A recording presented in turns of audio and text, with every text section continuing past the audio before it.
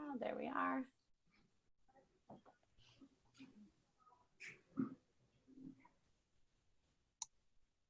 This is like a Tell Yehuda private conference so far. Right.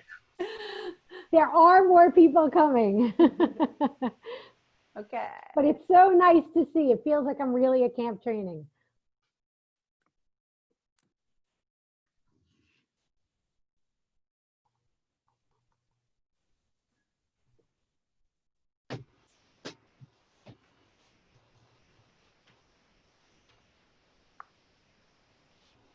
Great. Let's see.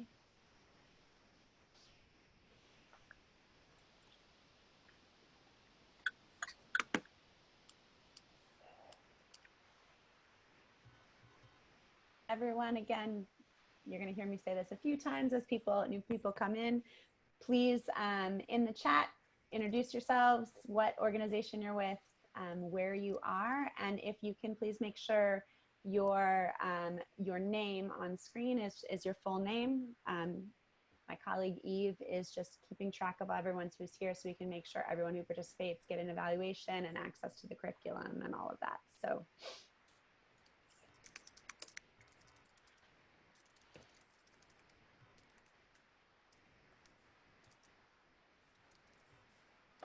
And we will give a couple more, like 1 or 2 more minutes for folks to finish signing on, and then we'll get started. We're expecting about 30 people from places all across the country, so very exciting.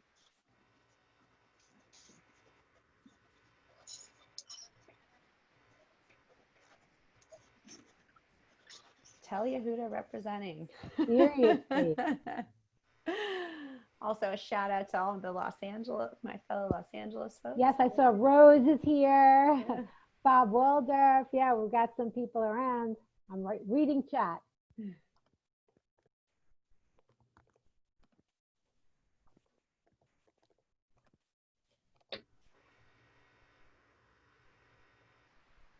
Again, for those of you who are just logging on, if you would write your name, the organization you belong to, and where you are in the world in the chat so we can keep track of that, that would be wonderful. We welcome you all.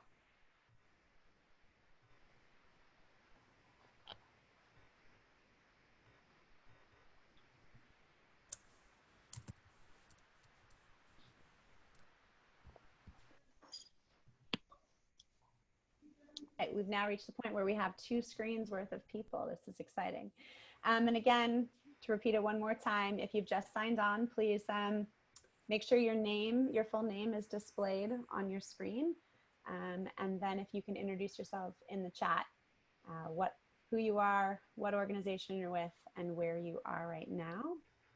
And I think we're going to go ahead and get started. And as more folks join us, they can introduce themselves in the chat as well. Good morning, good afternoon, depending on where you're at. Welcome to Moving Traditions Heart to Heart Teen Conversations for Summer 2020 Orientation webinar. We are very, very excited to be here with you today. I almost said this morning because I'm in LA. Some of the folks who are on this call actually were part of an earlier conversation with us that really helped inform what we've put together to share with all of you today in terms of the most relevant conversations for your teens that you can have this summer, either in your camps or the congregations that you're at. And we're going to dive right in. I'll just say quickly, I'm Alicia Pedowitz. I'm the California Director of Moving Traditions. And as we go on throughout the morning, you're also going to hear from my colleague, Eve Berger, who's our Philadelphia Director, and Rabbi Daniel Brenner. And let's get started. I'm going to go ahead and share my screen with all of you with a question. Let me make sure. Okay, so, I had this all set up in advance, technical difficulties, and of course it didn't save what I had shared. So give me 1 second. I'm going to grab some text to put on that screen. But basically, I'm going to share my screen in a moment, and the statements that you see on the screen are a series of questions about your last couple of months, kind of in this reality of shelter at home, pandemic, socially distancing. And I'm going to put a series of statements that I am going to ask you to react to in terms of the ones that resonate with you. And sorry, this is a great kind of moment and reminder that when we're doing things over Zoom, there's always some technical difficulties. All right, can everyone see the statements on my screen, on the screen? Yep. Thumbs up. Okay, fantastic. So what I'm going to ask you to do is, again, take a look at these statements, and the ones that resonate with you, if you go up to the top of your screen, there's a little caret where you can choose annotate. You're going to select stamp and a check mark. And I'd like you to please put a check mark next to any of the statements that resonate with what you have experienced over the last few months. And let me just, and I apologize because this was formatted before and then it got lost. So please go ahead, put your check marks, which of these statements resonate with you.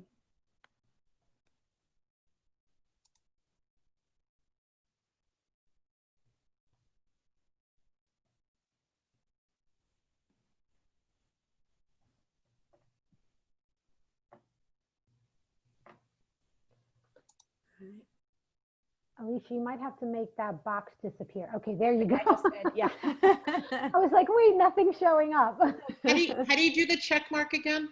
If you go up to view options at the top of your screen, click down on the arrow beside it and then click on to annotate. You will get a whole bunch of choices and then you could go to stamp and then pick the check mark. Great, thanks. Sure.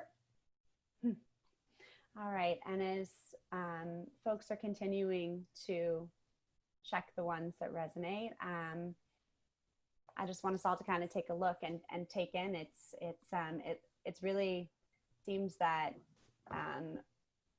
for all of us on this call, this very strange reality that we're living in, where we are by and large connecting virtually, not with in person as many of the people that we normally connect with, consider friends. People have both experienced deepening their friendships, also feel disappointed by their friends and more isolated and disconnected. All of these things are true and being experienced. I'm going to stop sharing and just say this activity is actually the opening activity to our friends session, our friendship session. And the truth is, as we go into this summer, this is exactly why these conversations this summer for your teens are so important. We want you to be able to have deeply connected space for teens. We are each of us, as well as them, have experienced isolation, a sense of disconnecting from friends, as well as finding new ways to connect with friends. And we hope that the conversations that you are going to be able to have with them this summer using the programs that we've put up will help deepen some of that. And so as we go on the course of this webinar, we're going to be using some of the different activities that are in there. But I would just say that if you were doing this activity with your teens, there'd be some follow-up questions to debrief, which we're not going to do at this moment. We wanted to give you a sense, but things like people notice what got the most checks. Why do you think that got the most checks? What's the good news when we look at this? What is the harder news? What's the bad news? What emotions come up for you? How do you think you can help people who are dealing with the things that are harder on there? And have a series of conversations together around these statements. So on that note, again, I'm going to welcome anyone who's joined us in the last few minutes. If you haven't already, introduced yourself in the chat, and I'm going to turn it over to Eve Berger. Hi, everybody. It's so nice to see so many on this webinar, so many people on this webinar. Unfortunately, that means you are not at camp, and that saddens me greatly, but we're going to do what we can to provide a campy experience for our kids this summer virtually. And so before you get ready, starting to lead any of these heart-to-heart sessions, we really want to help you try to come together and create a group with the teens that are going to be in your sessions so you can kind of understand where you are, what page you're on, what you've been going through virtually. So we're going to start with 2 exercises from our session called Launching a Group. And when you actually get into the curriculum online, you're going to see a session called Launching a Group, and it's going to kind of give you a series of directions about how you can create a cohesive group online. So I'm going to read off a bunch of sentences, and then we're all going to participate, not with check marks, but with our hands. In the session online, it says maybe have kids bring teens bring a deck of cards. So if you disagree with the statement, I want you to put a one finger up. If you agree with the statement, give me a total 10. If you're somewhere in between, give me a little bit here. Now, I know there's 2 full pages of people on Zoom, 2 full pages of boxes, so I won't be able to see everybody, but kind of look at the people that you see on screen. So if you're not on screen right now, if you could come on the video and so you could participate. So I am going to read some statements. In online gatherings, I feel like people are always staring at each other. No, not too many, half and half. I'm getting a lot of mediums, some pretty strong feelings. Okay. During online gatherings, I feel like people chat or direct message each other too much. Does that happen on your meetings? I got some 5s, I see some 7s, 10s. That seems to be a little bit more common than the first one. Online gatherings are exhausting. Are we exhausted from this yet? We are, so we have to make them good because we have to keep going with some of these. All right, so kind of think about that as you get in the headspace of where your teens are going to be. Online gatherings are better than in-person gatherings. Nothing, I get nothing. Good, those are zeros. We need to see people. We need human contact. Well, I do. During online gatherings, sometimes people share content that is inappropriate. And I have heard of a couple of, I see Rose. Rose has her 10 fingers up way in the middle. I'm going to go to the other page and look and see what people are thinking. All right, especially teens, think about what they think about and where they might be. They think that's funny, kind of like Zoom bombing. During online gatherings, people can be annoying. Maybe talking out of turn. Rose is also, she's so energetic. I see Raviv is very excited. Lots of annoying, most big hands I see. And then the last one that I'm going to cover is during online gatherings, people can try to send you things that will kind of elicit an emotional response. Make you laugh, make you cry. You're looking for the big hit there, which can be, that's kind of how you're reading social cues. So there's a lot of that. So when you think about all these things, these are the questions you're going to talk to these teens about, and you're going to gauge the room. You're going to read the room by feeling, try to get a sense of where they are and what's going on for them in the environment. You and your teens are all bringing baggage to our virtual online groups. Right? We've been doing this for a few months now, and opening these conversations with teens can kind of bring up the topic and then maybe put it away, feel out where everybody is, make some guidelines and rules about how you're going to conduct your group. And I know Daniel's going to talk a little bit more about that later. So try to talk about what kind of space you want to create in your group and why you want it to be different than maybe some of the things they've been experiencing for the past few months. Now what I'm going to do is I'm going to share a funny little video, and this video is also in this Launching a Group section. So I'm going to share a video, and we're going to watch about 2 minutes of it. It's 4 minutes long, but it gets a little redundant, so I'm going to share. Loud and clear. Ethan, I think your mic is muted. Sorry. Yeah, I can hear you. That's fine. Where's Sam? Hello? Sam? Hey, sorry, Professor. Sorry, I was just grabbing a snack. Hello, Sam. All right. Everyone's here. Let's get started. I know this is not ideal for learning, but it's the situation we're in. So really appreciate your patience through this process. Now, if you just open up the lecture slide. Sam, do you mind? Oh, sorry. else like some? No, what?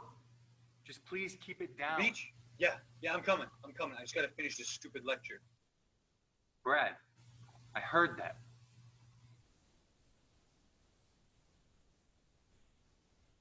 Brad, where are you? You're muted, Brad. I came to Florida. You really traveled during this coronavirus mess? Of course, we had this trip planned for months. There's no way we're gonna miss it. And this whole corona thing is a big hoax anyway. We got all the beaches and bars to ourselves. It's pretty great. Brad, you and your friends need to stay inside during this time, okay? Oh, don't worry about it, Professor. We're doing just as they said. Each of us is only bringing over 10 girls. It's fine. What? No, it's groups of no more than 10 people total. Oh, shoot. Yo, guys, you gotta message those chicks.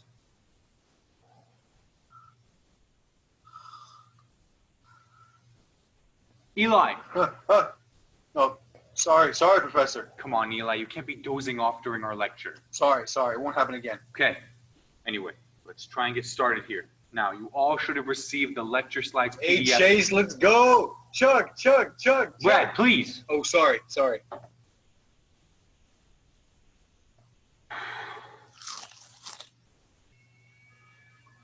Granola bar.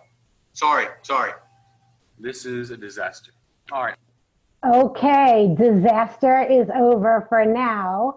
So you're going to show this video to your teens in your group, and you're going to then go over a couple of questions. So you can either put this in the chat, or you can unmute and just kind of try to say something we're going to cover for a second or two. What did you see in this video? What kind of behaviors did you recognize in this video? Anyone want to share? Put it in the chat or just shout it out. Examples of all these. Yeah, go ahead. Background noise Background noise, yeah. and distractions. Total distractions. What else?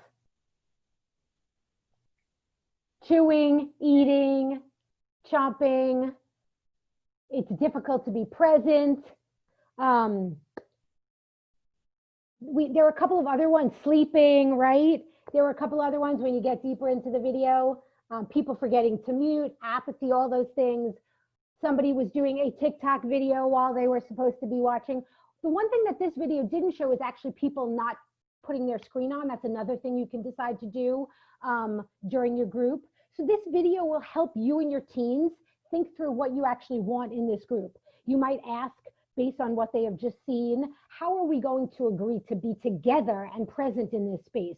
And make a set of guidelines to establish these rules. I know that in the camp that I spent 10 years at, and many, many more when I was a kid, every bunk, every group made their own guidelines of how we were going to be present, how we were going to behave as group members, and all the responsibilities and the things we were going to do together, so that that's the kind of same environment that you can create for your teen campers, being a cohesive group and creating a sense of a bunk and a sense of space. So this is part of a way that you can create this safe space, talking about being on video, off video, things like that. So again, there's an entire session called Launching a Group that's going to help you create the norms and the environment and the safe community that these groups can have. And now I'm going to turn it over to Rabbi Brenner. All right, great. Thank you, Eve. So I know a number of you are in the position where very soon you are going to be asked to lead a group of teenagers in something that is happening online. So I would love to hear from 2 or 3 of you. Like, just take 15 seconds to think about what you're concerned about, like what you're nervous about, what's going on. Just take 15 seconds, and if you have a thought in your head, at the end of that 15 seconds, just raise your hand. I'm going to call on 2 or 3 people. I just want to get the conversation started to just sort of set a little bit more of a baseline of where we're coming from. So let's just take a few more seconds. Let people just think about what their concerns or questions are. Does anybody have something and is willing to share it? Okay. I see Raviv and I see Yoav. So Raviv, could you unmute and just give us your reflection about where you're at this moment? Yeah, I just am kind of worried that the campers won't see me as a counselor because I don't see me as a counselor. Oh, perfect. Okay. Excellent. Do you want to say a little bit more about that? Like why do you think they won't see you as a counselor? Well, I mean, I did support staff last summer, and I prefer doing support staff. So I'm not. So I don't feel like I'm a counselor type person. More like a substitute counselor, if that makes sense. Sure. And I'm worried that internal attitude is gonna be projected outwardly, so the campers will see that. I mean, I'm gonna try and take it seriously, but I've just yeah. Great. Thank you very much for saying what was on your mind. Yoav, go for it. I'm just worried about keeping the kids engaged. I know through Zoom, doing school on Zoom and other activities, that it can get really boring really fast if you're just staring at a computer all day. So trying to create activities that get you away from the computer or get you to do something differently, or maybe talk to someone on the phone while you're on the computer, as a partner, as opposed to just staring at the screen listening to someone talk, because it does get boring very fast and I want to keep them engaged. Fantastic. Does anybody else want to add that? You've heard two really excellent responses over here. Let me just see if anybody else has their hand up. Oh, Nashon, go for it. My concern is for people leaving the group, leaving the Zoom room, the activity abruptly because they get triggered or upset about something and having no way of following up after the activity, or All of these are really, really excellent concerns. I don't know if we can speak to all of them, but what I want to try to do is I want to try to give a little bit of a framework of some of our work with teenagers. And I think this is going to speak specifically to the thing that Raviv just said, which reminds me like the experience I had when I was like the 18-year-old counselor of a 17-year-old bunk. Like, it was just like, wait a second, how does me being like a month older make me anything? But at the same time, I think that all of us who take on the responsibility of being an adult with a group of teenagers are taking on that responsibility. And by the very fact of the position, we immediately are entrusted in some way. So that means that we have to know what the concerns are and how we might deal with them. So I want to say a little bit about our sort of methodology and thinking about what can be done with teenagers in general, and then talk about all of the problems that we have identified when you move things into a virtual space. Because there's some of the problems that come with a real space translate into the virtual space, and some of the problems with the real space are amplified in the virtual space. And then there's some new problems. So we want to talk a little bit about all of those things and also give you a sense of what we have created for this particular moment. I just want to also say what we've created for this particular moment is not perfect, because this particular moment gave us a few weeks to work with other folks to develop a response to this moment. Like everyone else, what we did was we reached out to our partners and we said, what's going on? What are people talking about? What's happening? How can we be supportive to you?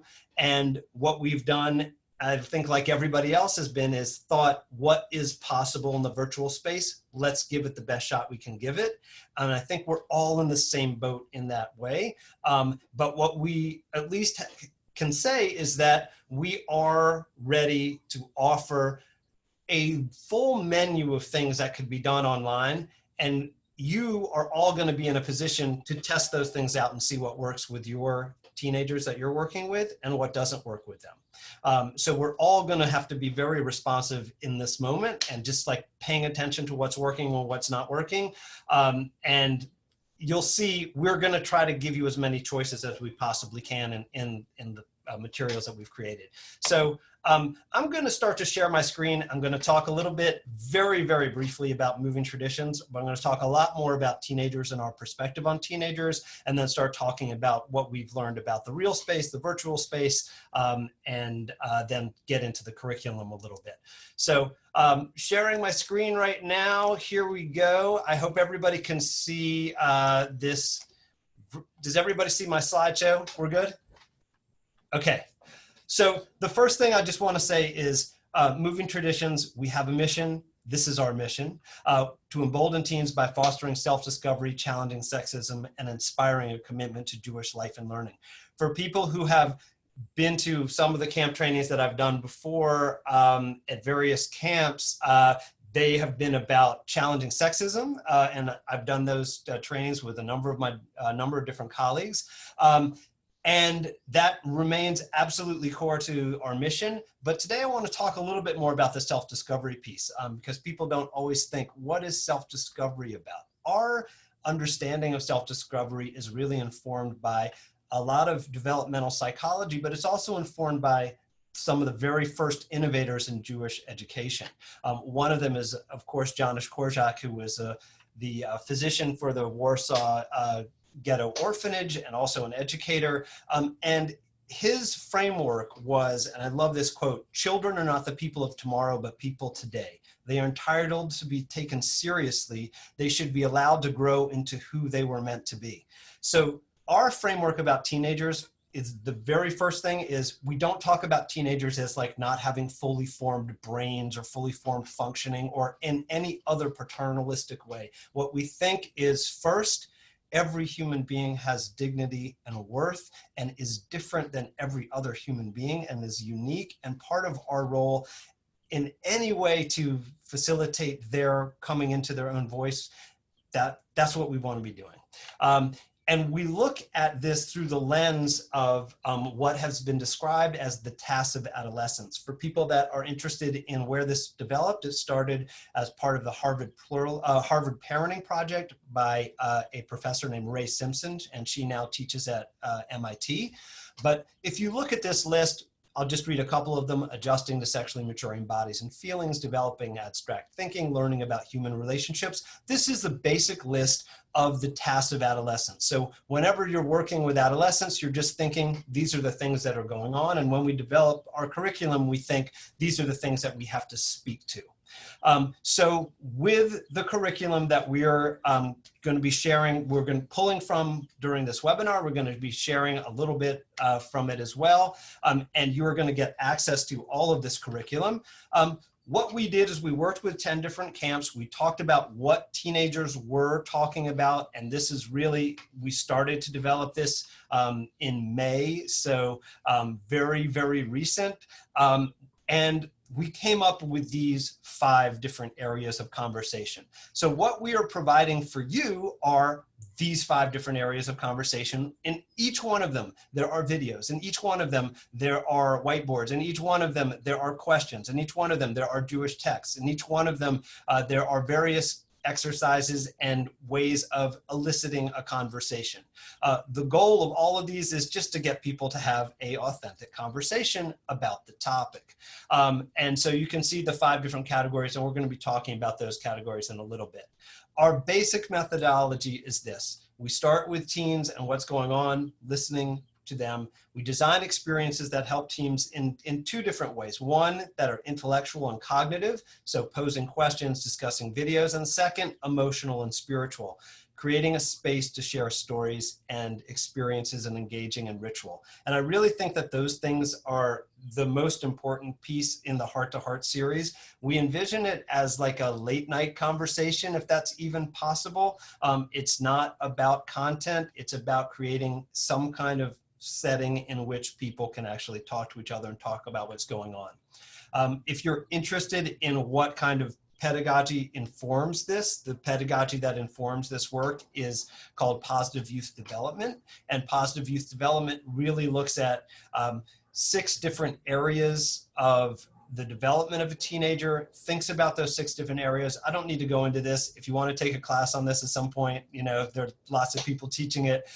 But basically, we're looking at a personal growth mindset and thinking about teens from that mindset. So let me say a little bit about a role, how we envision a role. And you might think about this in terms of what does it mean to be a counselor in a virtual camp environment, or you might just think about this in what can be done in this particular summer. We've created a curriculum. We suggest that you read through it. You think about your personal connection to the theme of the session. You talk to a friend about it, so it's not just your heads and your thoughts in your own head. And then you stick your own story in your back pocket. What we mean by that is if you are getting ready to lead a group of teenagers in a conversation about friendship, for example, you know what stories have shaped your understanding of friendship, but you're not there to share your stories. You're there to lead a session with teens, to make space for them to talk about their experiences. You have your story in your back pocket. The most important thing to do is reflect their words back to them, model good empathic listening, and practice conflict resolution and inclusive leadership. When people are talking over each other, or people negating each other, or when people are excluding somebody, it's your role as a responsible adult to think, you know what, I should speak to this and I can create a better dynamic by the words, by my reactions. The one last thing I want to say is your story is in your back pocket. If the people that you are trying to have a conversation with are not capable of having a conversation, you may have to share a little bit personally to spark that conversation, and that's okay. So before I go into the group dynamics thing, I just want to show people what a curriculum session looks like. So I'm going to share a different screen very quickly so you can see what a curriculum session looks like. This is the back end of our website where all the curriculum are going to be uploaded, and you'll have access to this Monday morning. And here's what a piece of curriculum looks like. With everything, we try our best to spell out all the things that you need to know. What is the summary of it? What are the objectives of this? What are the supplies or the things you may need before you lead the session? And then I'm just going to scroll down for a second. We go through various steps that can help teenagers get engaged with the topic. So this one is in particular is about communicating with parents. So we start with stories about a child not communicating with a parent. And then we go into, Daniel?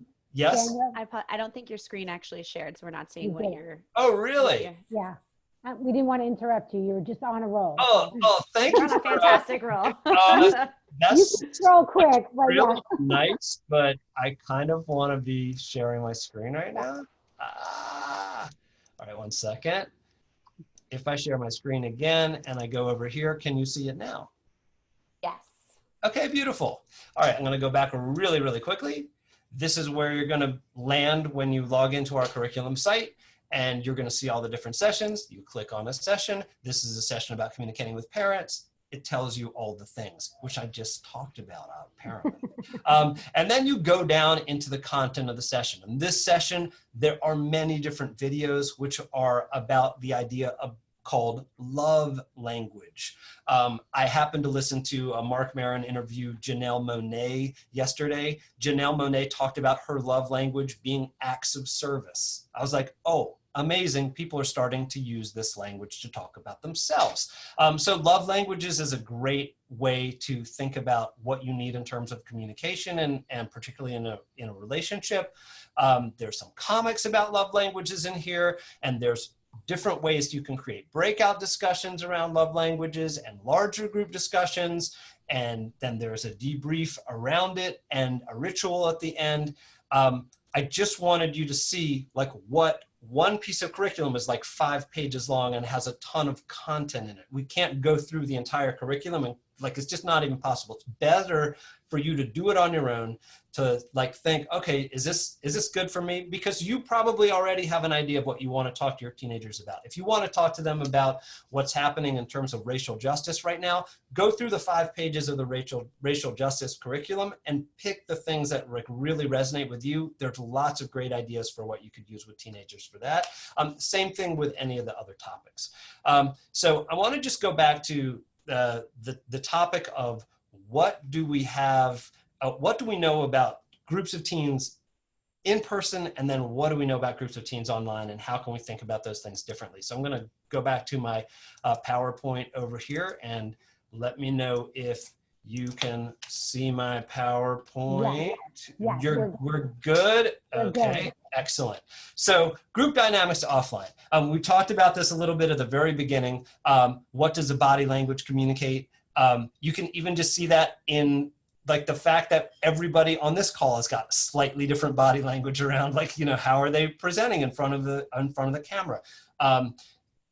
Who wants the group's attention and who doesn't? I think this is one of the most important things in any group when you're leading any group, just to know who is the one who wants to talk the entire time and who is like, I don't want to say anything. Please don't look at me, call on me, anything else. Who wants to please the leader? This is one of my favorite ones because there's that kind of reflects who I probably was in a lot of different times in my life. And who is side chatting, which is a classic one, which I think is one of the ones that is absolutely amplified when you get into the virtual space. So particular challenges of online spaces. The first thing, and now there's starting to be a lot of interesting research on this, question, who is distracted by looking at their own image? One of the things that being on an online space does is it gives you the option, do you want to look at yourself speak or do you want to turn off your own camera? And if you're a person who is looking at themselves as if you were looking at a mirror, that can bring up some really great feelings or that can bring up some really not so great feelings. So being aware of that dynamic and talking about that dynamic and thinking through that dynamic becomes really important. The other thing I think that's really good online is who's pretending to pay attention to the group but is really side chatting. And I think that one of the things that happens in an online group is that it forces you to pretend like you're paying attention in a way that you really couldn't pull this off in an in-person way, but you can pull it off in a virtual way. So as a leader, you really want to be paying attention to these kinds of dynamics and think, how do you manage them without shaming anyone? And then who has distractions that are preventing them from participating fully? And there are so many reasons that people are distracted. And often it is that they don't have a space that is private in one way or another where they can have a conversation online. And like that is really important to note as a leader for anybody. And you know, that's why we put it up here. So I just want to go through a couple other things here. The first is the myth, and I think that we heard that a little bit in some of the comments that were said beforehand. The myth is, I'm going to ask teens a question or play a video or have them read something, and then we'll all have an amazing discussion. Like, this is a myth in person, and it's even more of a myth online. So what are the realities? The realities is that really you have to use multiple tools and see what tools work, and also take leadership and demand some kind of like moment of presence if that is not really happening. So let me just break away, and here I've got a Netflix logo. I'm going to stop my share for 1 second. All right. I'm just going to ask people, Netflix, what's good to watch on Netflix? Anything? Gossip Girl. Okay. Gossip Girl? Okay. All right. Let me try that. Let me try that and ask that again. Okay. I'd like for everybody to think about the best series that you watch on Netflix, and you watch the entire series. Just think about it.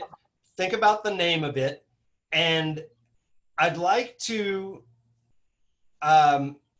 like to hear from 3 people with 3 different series.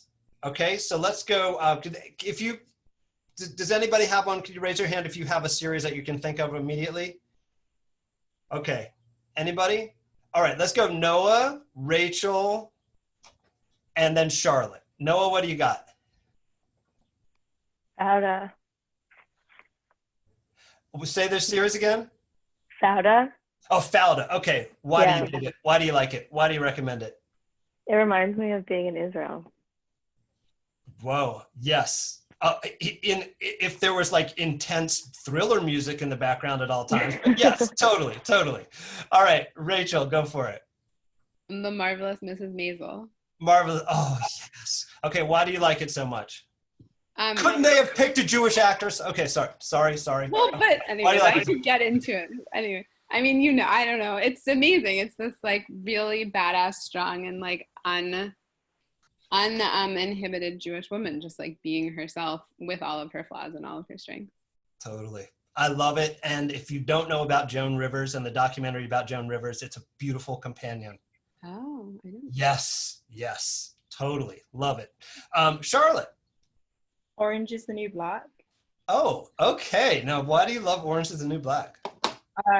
Inclusivity, diversity, tackles loads and loads of really serious issues in like pretty good ways for its time. So yeah, I was impressed by it. Excellent. All right. So I'm going to now return to sharing my screen. One of the things that I think is important in, just thinking about what online spaces do is to show the difference between me just saying, does anybody have an answer to what to watch on Netflix when somebody calls it out?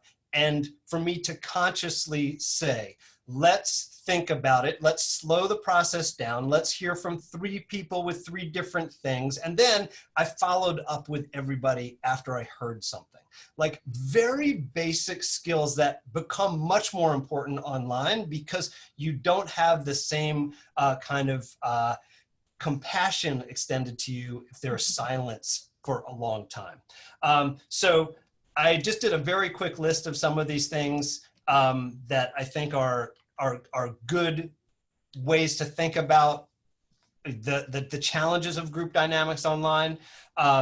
And the one last thing I want to say here is if you did have silence, if I really got into a situation where over 30 people couldn't tell me a single thing to watch on Netflix, I would have to say something like, okay, I want to talk about 2 things that I think are good to watch on Netflix. And I want you to tell me if it's better to watch, Sex Education or Better Call Saul or whatever it is. But the point being that one of the challenges of the virtual space is you need to have more tools and more group dynamic tools in order to get people engaged. And also the other piece I think that's really important is at some times in the online environment, it's important, it may be important for you to say, look, I want to respect you, and I know that some of you have got your video off, and some of you are, doing something else while you're here. Could we have maybe 5 minutes of being present to each other and trying to engage each other in a conversation? It's important to take the leadership in this way and to say, I'm just asking for a short amount of time. And if people become invested in that amount of time, especially if you're in a smaller enough group of people, then they will in some ways say, okay, you're not asking me to be present all the time, but you're asking me to be present for this part of the conversation in a way that is different from the other parts of the conversation. And that is a very important tool as we look and understand what's going on with online learning. All right, so I am going to pass this back to Alicia because that was a lot of stuff, but we want to go back into it, and we'll get back to some of these ideas in a little bit. Okay, go for it. So first of all, there was a question that came in privately to me in the chat, but I think is relevant to everyone about some of the slides that Daniel was just sharing around things like your role in leading a session and some of those things to think about. And, some of the things that are in terms of group dynamics that are amplified online, if those will be shared afterwards. And we can make sure that those various things, because they are really helpful resources, are part of all of what we're going to share with you. And to just say again, you saw a bit of the curriculum access that you're going to have. You're going to be able to click on all of these different things and have it set up. Our goal is to make these resources available at your fingertips so that you can get into these spaces.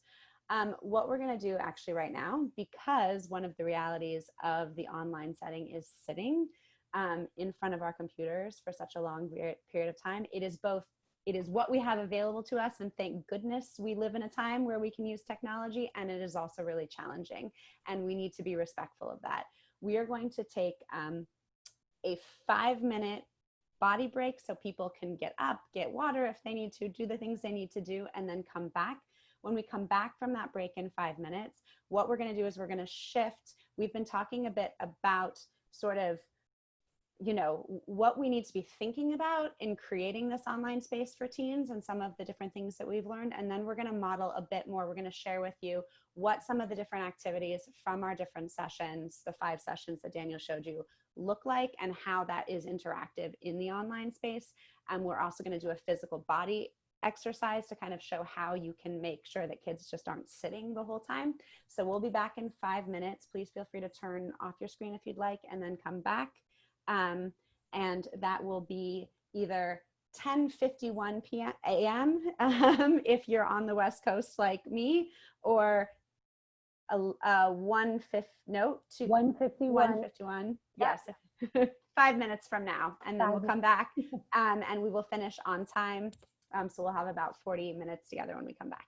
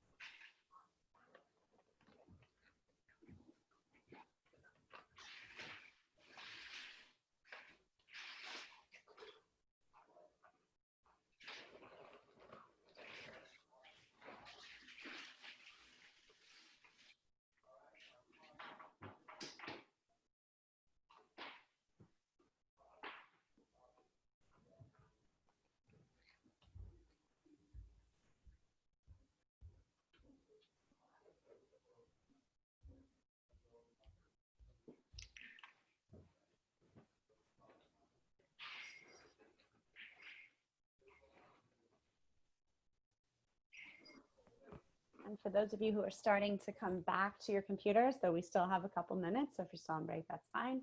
If you can turn on your screens as you come back so that I know when we've got the majority of everyone back and present.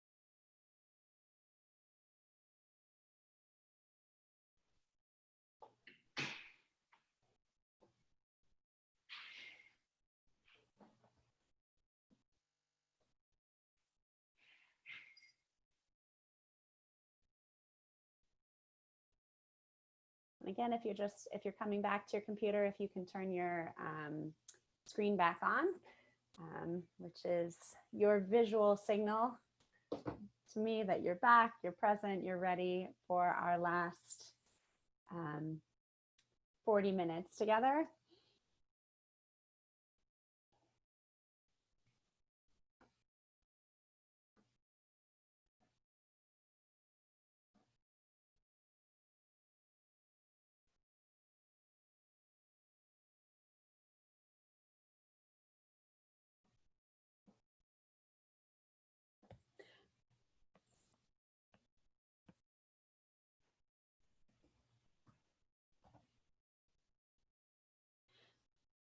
And as people are coming back, still got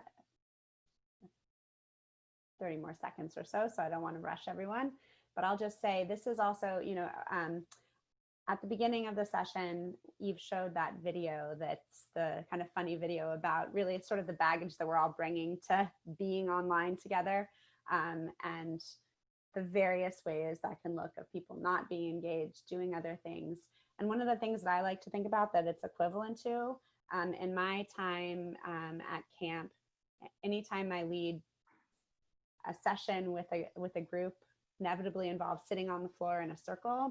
And one of the things that I like to say is, because of the space we're in, I want you to be comfortable.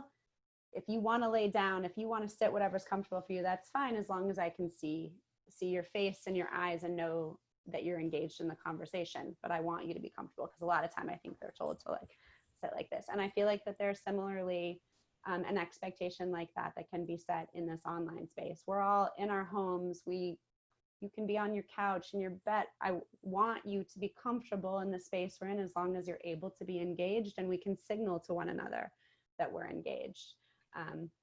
So there's definitely parallels that you can kind of really set in this space like you do at camp, because we want this to feel different than what this space has felt like for the last couple of months regarding school or work for some of us. On that note, okay, so we're going to now shift a bit and spend the next bit of time together exploring some of the pieces of the curriculum, so you can really see what it might look like in this interactive way. I will mention, like we at the very start of this webinar, we use that little opening icebreaker or a taste of it that comes from our friendship session, exploring what it means to connect with one another online. Daniel showed you, the love languages piece that comes from our communicating with parents session, which is another challenging reality for teenagers stuck at home right now.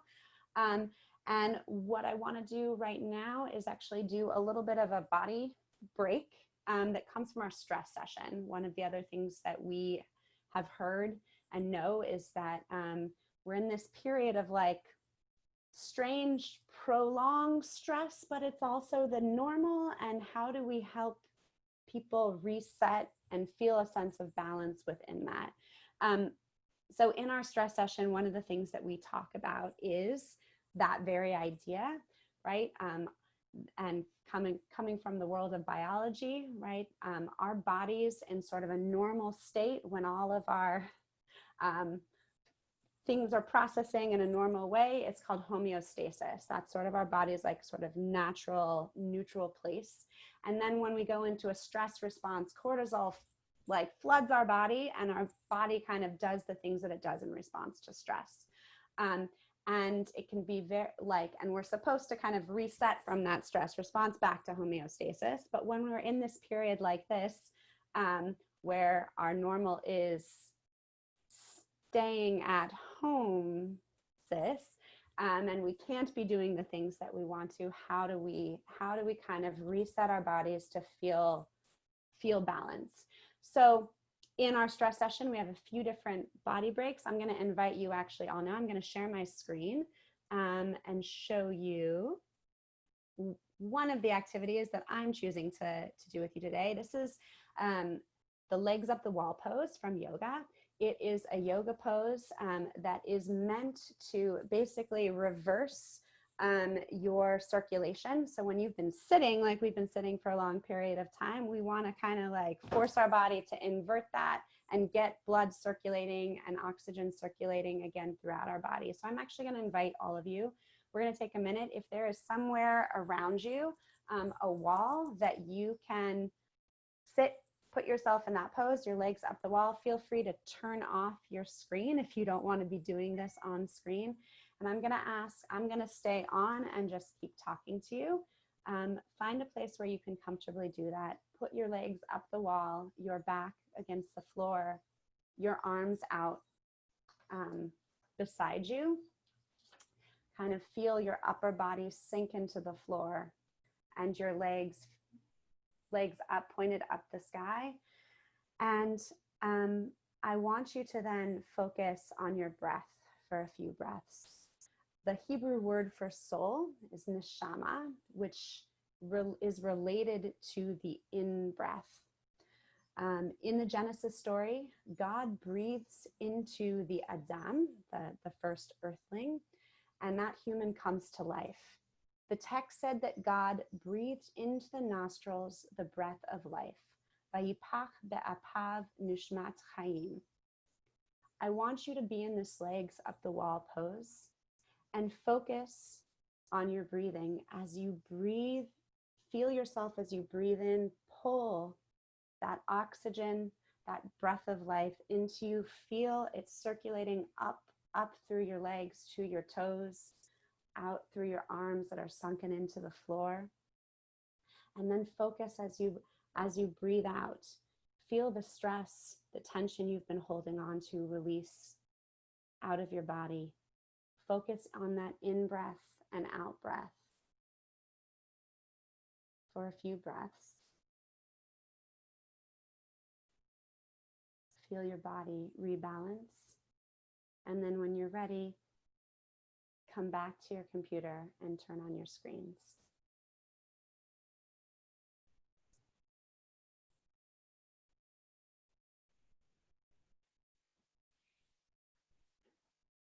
And as everyone's coming back, I will just say that one of the things we would then do, and there's a few actually different activities in that session. So if you feel like your particular teens are not going to resonate with a yoga pose, but there's one of the other activities that will be more resonant for them, you can grab from those, but all of them are then meant to have us reflect a bit of it.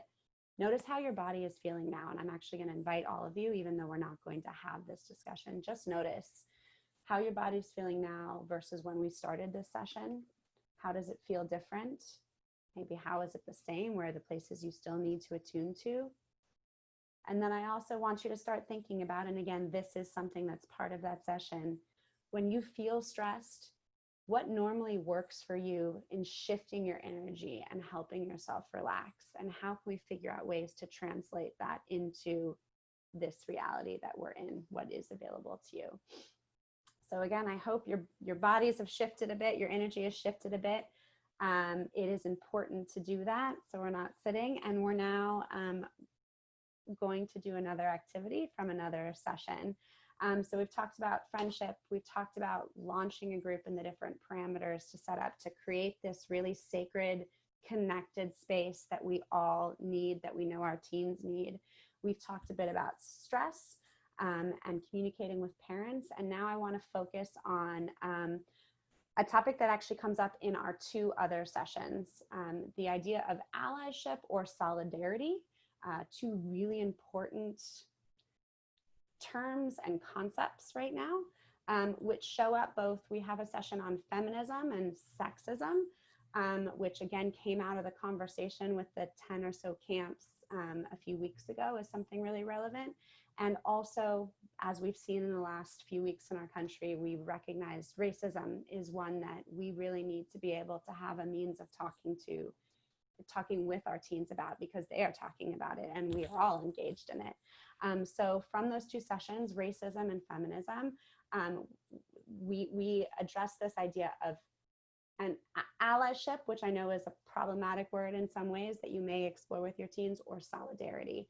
We're going to do a bit of an activity that relates to both of those, because while we also are focusing inwards with our kids and our teens, it's really important. They're so tapped into the world around them, and we want to give them ways to really engage outwardly, which is also kind of fundamentally part of Moving Traditions' mission.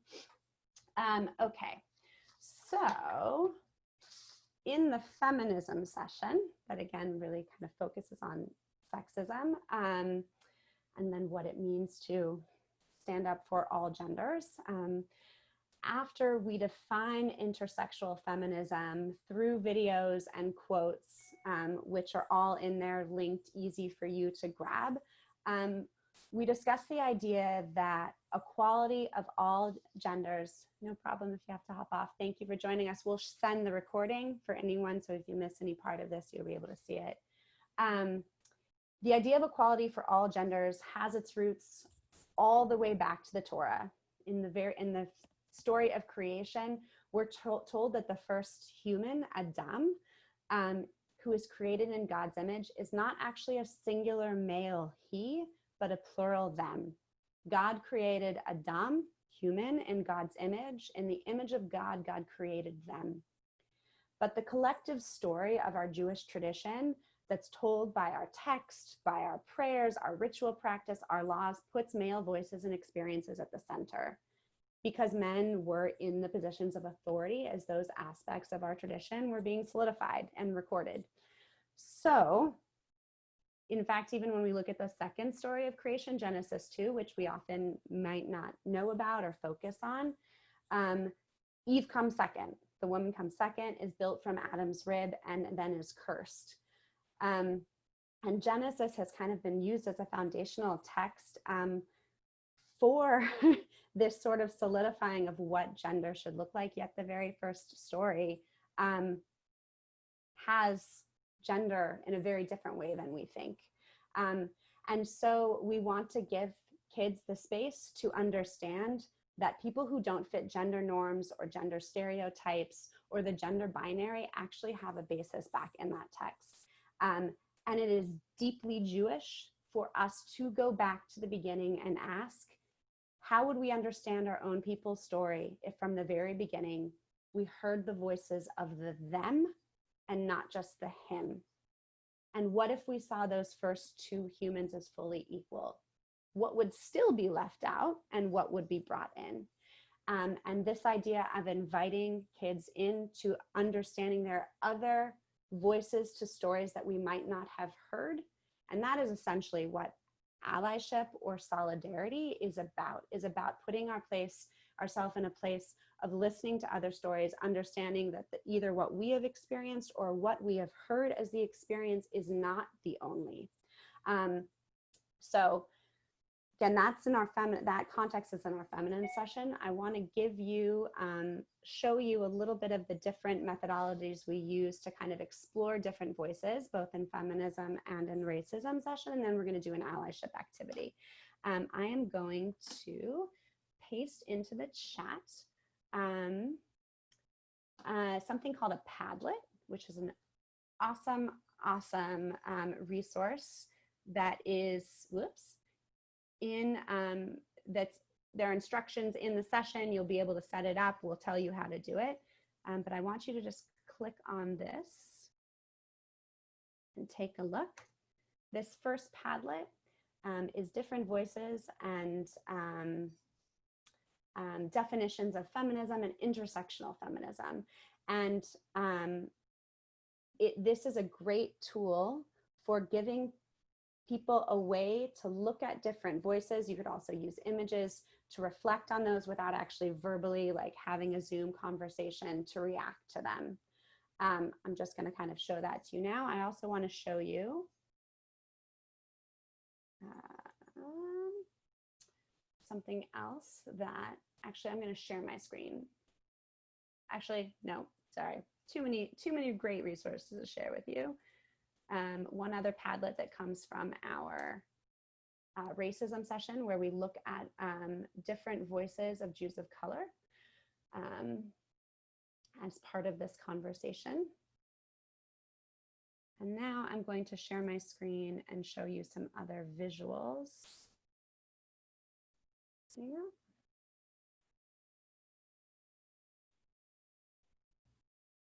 Of images from the last few weeks that if we wanted to explore conversation, again, there's a whole activity in here about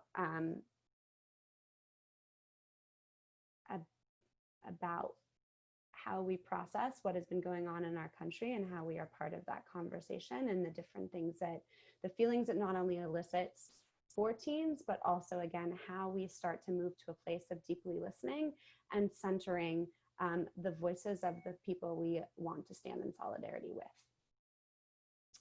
All of these resources are in there. And then we're going to do an activity on how do we open ourselves to hearing the stories and voices that have not been centered in the narrative previously, which is essentially central to both of these conversations. So we're going to do a quick activity that helps us surface our own feelings about injustice that we see, either racism or sexism, and also allows us to practice really listening, which then is going to help us move into a place of action, which is what allyship and solidarity are about. So what I'm going to do right now is I'm actually going to send you all into breakout rooms. There are going to be 2 people in each breakout room, and you're going to have less time than your teens would actually have, because we just want you to, you're going to have about 5 minutes. And what I want you to do in those breakout rooms, quickly say hello to each other, introduce yourselves. Don't take more than 30 seconds doing that, because then one person is going to have 2 minutes to respond to the question that I'm going to put into the chat, and the other person is going to listen. And then that person is going to respond with, what I hear you saying is, what I imagine you might be feeling is that right? And then we're going to switch, and the other person will have a chance to experience it. And then we're going to come back together. So give me a moment to paste this into the chat, the questions, and then I'm going to send you into these breakout rooms. Okay, so here comes the question that you're going to be asking each other, or responding to, I should say.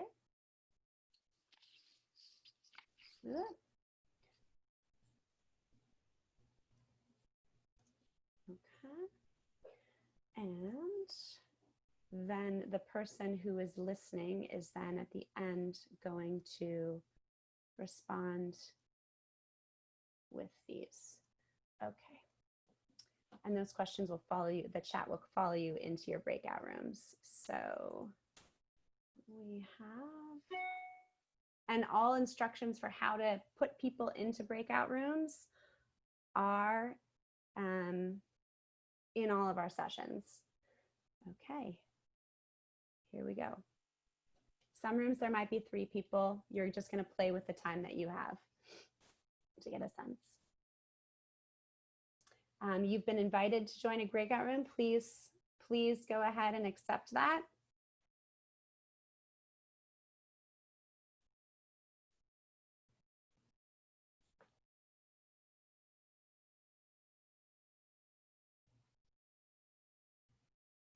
Do you want me to join or just to stay hang out here? Are there 2 people in 6?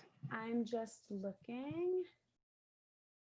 I think let's see, is there anyone where one person? You put me in room 6. I did. So. Now there's 2 people. I think I Okay. did the math wrong. Most of them have 3, but they'll get the idea. Okay. No, I think you're good to stay here. Okay. Thank you. I'm gonna just. Okay. No, we'll hang out here.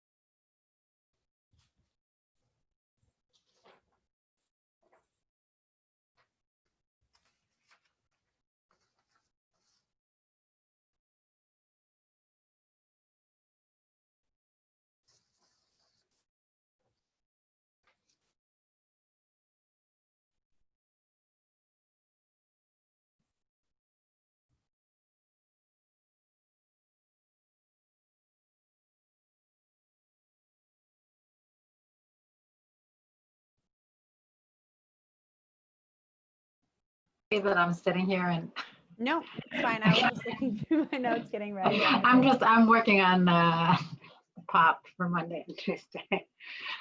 But I just realized you're like, there's no way to turn off someone else's screen. Oh, maybe. Okay. Okay, I'm gonna close the rooms.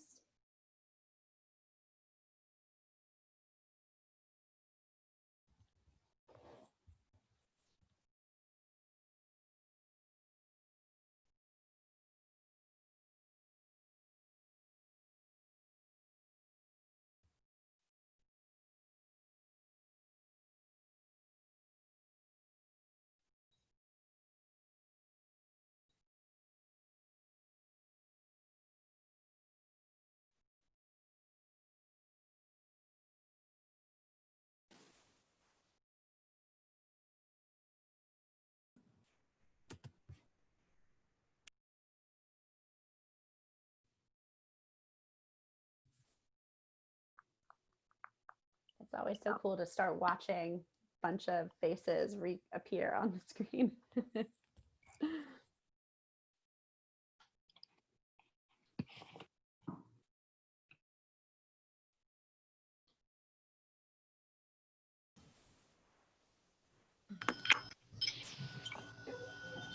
Right. Welcome back, everyone. Again, I know that was not enough time for that activity. You obviously would be able to do this for a much fuller amount of time, but we wanted to give people a sense of what this is. I would love to hear from one or two people, just if you don't mind volunteering, something powerful that you heard your partner say or one of your partners say in those breakout rooms. Would anyone like to share something you heard?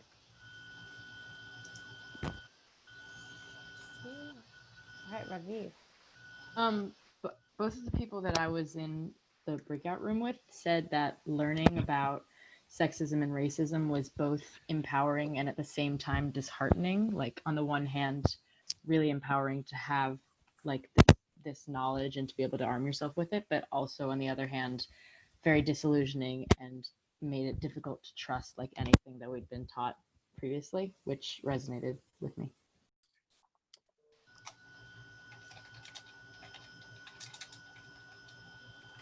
I'd like to talk about my partner. There were three of us, but only one shared, and she was very deeply connected to what's been going on in our civil unrest, and very happy to hear that it looks like the movement is going to stick, and hopefully really our job is to obviously continue to empower the teens that are going to, you know, continue the movement, but that it really made her very reflective on her own personal heritage and how she actually saw herself and perhaps differently how others may now see her.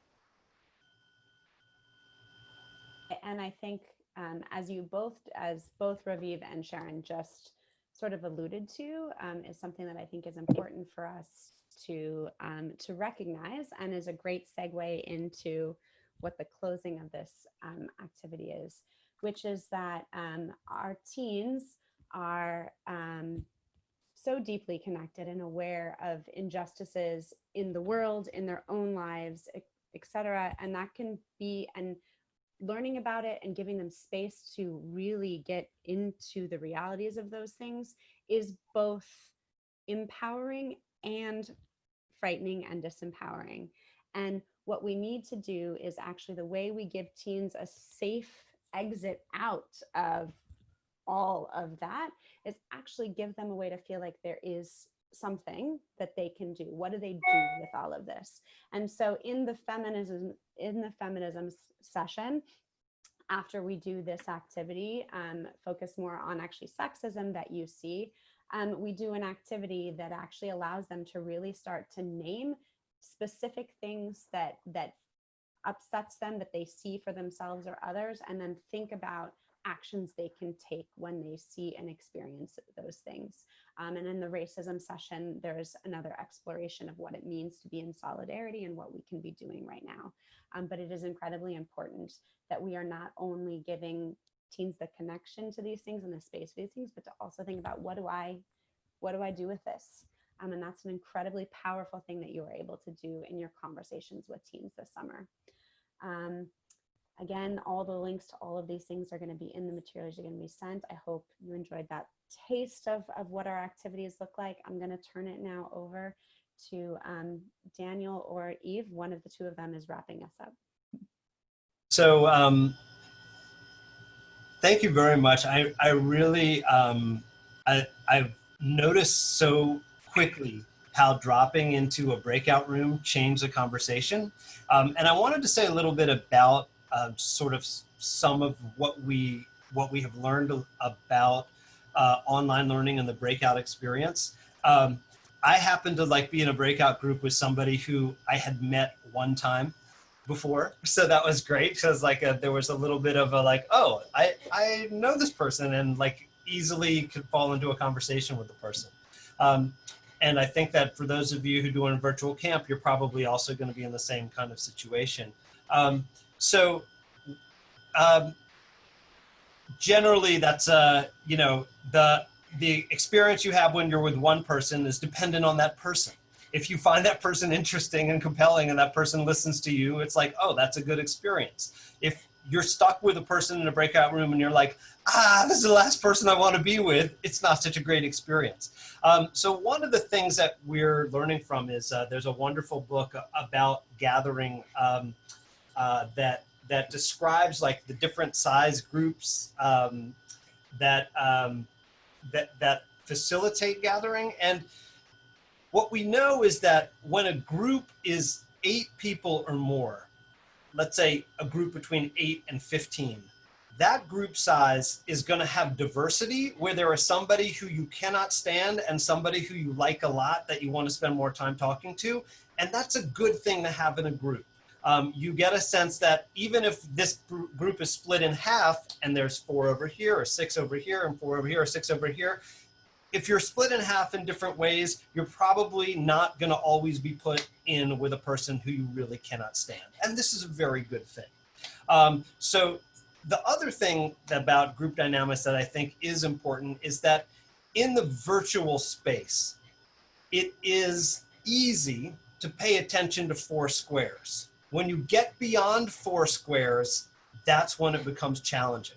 So teachers who spend all of their time in distant learning spaces, and this is not like the teachers who you probably just had who are just like, this is my first virtual class I ever taught and I'm teaching all of you and I don't know what to do. Seasoned professional teachers who work in the virtual space take 4 students at a time and they rotate their facilitation to 4 students back and forth. So they'll give 4 students a breakout room and say, talk about this question, and then they will facilitate the question with 4 students and then go to the other group and facilitate and spend their time going back and forth, because that way they can see everybody and demand a higher level of presence for everybody. So those are tools that you want to be thinking about in terms of the group experience that you want to test out to see what works for you. And depending on the size of the group, of your group, you want to think about, okay, what is it like if we split in half? What if we split in 3 groups? What is it like when we go into the one-on-one breakout? And what does the 3-person breakout do that the one-on-one breakout maybe doesn't do?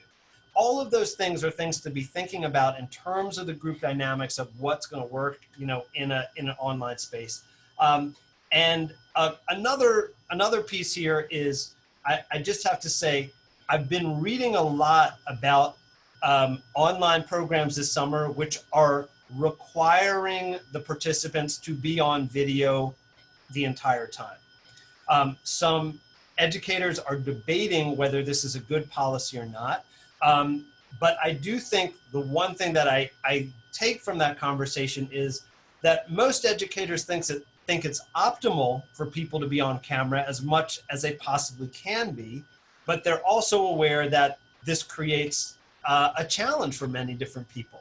So I'd like to just give a little bit of space if there are a couple questions about, like, what are the best practices of around the online learning, around the gathering. We tried to display a few different ways of interacting in this webinar. Are there any questions or thoughts before we come to the conclusion that are about the online space and what we should be doing in the online space?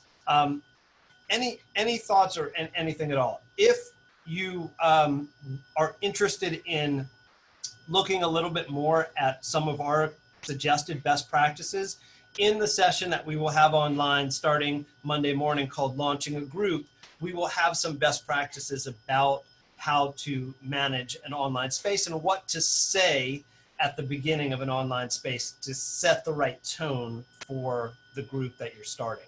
But any questions or thoughts that are at all lingering about, like, what are some of the challenges, some of the things to try, anything that anybody's thinking about right now that we could speak to? Yeah, I have a Rose, question. go for it. When you were talking about like this practice that's being discussed around like mandating folks to have their video on, is that like a risk management issue that people Yes. are like, we want everybody on video because we want to be able to see it? Or is it we think that objectively when you're face to face that there's like a better outcome? I don't know. I feel with the population that we work with, or any population, I feel like that's a pretty limiting, I mean, it's limiting, especially if you're thinking about access and equity around like, what do you do about the person that calls in? You're eliminating that person from access. So is the idea that they don't participate, or I'm just so curious. And like from a risk management standpoint, I'm just so curious if you could unpack that a little bit more and like, what's the impetus of mandating something like that would be helpful. I mean, the discussion that I saw was around a virtual college program that's happening over the summer. And that virtual college program is for teenagers, and they are requiring teenagers to have their camera on at all times. And I think that the reason why they were doing that is because they felt like they wanted to make sure that the educator feels like everybody is in some ways fully participating in the session. I felt like that was a little bit too controlling. And I also felt like the challenge of telling that to teens is that it is disrespecting them in a deep way to say, you know, you have to have the camera on at all times, and I'm going to be the, you know, police state, which is mandating that I see you at all times. I think it's much better to start out in a really positive way. I would love maximal participation. I would love as much as you can to have your camera on, have your audio on. And I also understand that that may not be possible for all sorts of reasons. I think like it's much better to frame it in a positive way and to encourage as much connection and communication, but not come at it. And, you know, I don't think anybody, unless you have been mandated that you have to have this video on at all times by whoever your legal counsel is, I think it's just much better to just speak in a positive way about what does presence online require of us? What's the best thing that we can do to like encourage more people to be present and to feel like we're not just like speaking while other people are roaming around and, you know, cutting their toenails or whatever it is that people are doing.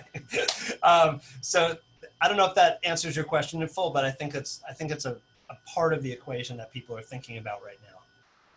Any other thoughts about some of the dynamics of online learning regarding these things? Mac, do you have something? I have a question. I've been thinking about like wait time a lot recently, and how generally when you're leading like a discussion, you want to wait a few seconds or maybe, you know, 10 seconds or something before you take an answer, or even you don't necessarily want to take the first answer. And I feel like that kind of creates an ambiance of people wanting to think about their answers a little bit. Maybe not necessarily for everybody, but I think more people. And I wonder online, I wonder if you feel that same pressure to think about your answer, or you're just going to wait for someone to pop in and answer, you know, before they're called on, or that just wait for them so you don't have to think about it. So the one thing that I've seen online with wait time is that people are using game show technology. So technology from Who Wants to Be a Millionaire with a countdown, or, you know, or the Jeopardy music, or like people that are thinking I want to be really high tech about things are creating experiences where time is passing and people are given an opportunity to think a little bit more, but it's not just everybody sitting there doing nothing. So I think like the question really is like, if you want to create time and change time, at a certain point, you're going to have to just say, let's try to get comfortable with sitting in silence. Like, let's just try it right now. Let's try to sit for 10 seconds in silence.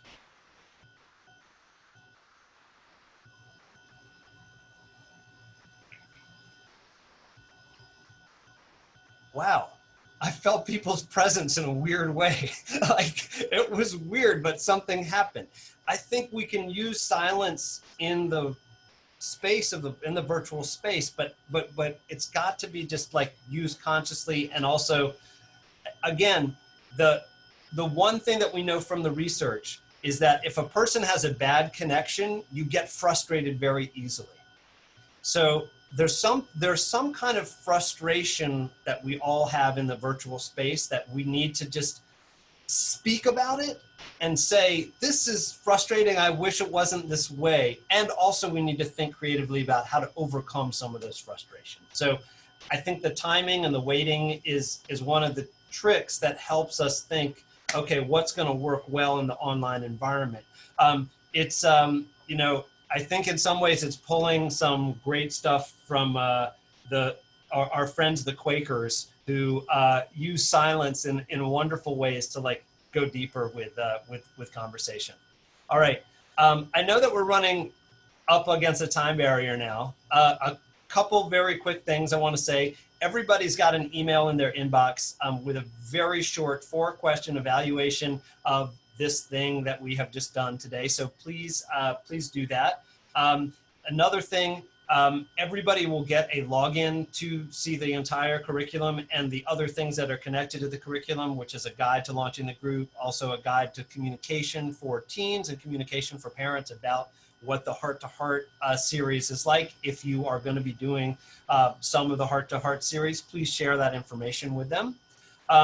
And the other thing that I would have to say is that one of our participants here is celebrating a birthday today. So please join me in saluting Yoav. Happy birthday to you. Happy birthday to you. Happy birthday to Yoav. Happy birthday to you. And Eve, do you have any, or Alicia, do you have any final words over here? Go for it. Just want to say thank everybody for attending today.